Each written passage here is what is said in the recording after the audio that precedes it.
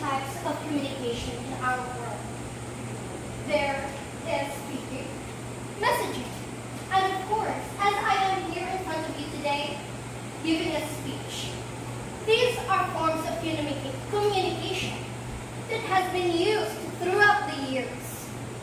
But of course, there will also be newer and more advanced as the years go by. So, good morning to everyone, to the Board of Judges, to the teachers present here. A pleasant morning to all of you. Communication. How does communication unite the nation? How does communication play a role in building our nation today?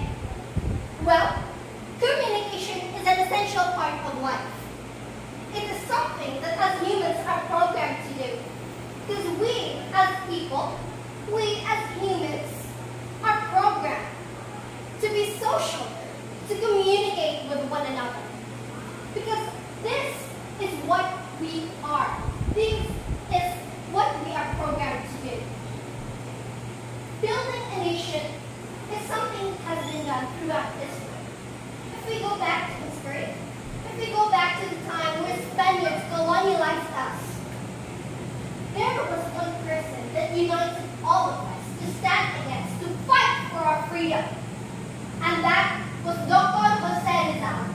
His form of communication was writing and filibustering, learning and of course, this form of communication united all of us, united all of our hearts to stand for our country.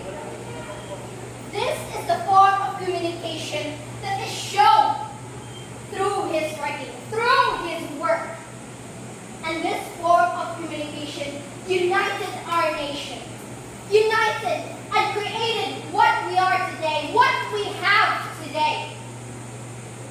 Our freedom is through communication.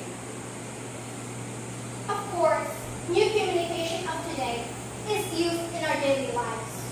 This new type of communication is now used for our work, our studies, and of course, political reasons. This is our new form of communication. Of course, there will also be one, the best form of communication that united the whole world, that created an impact.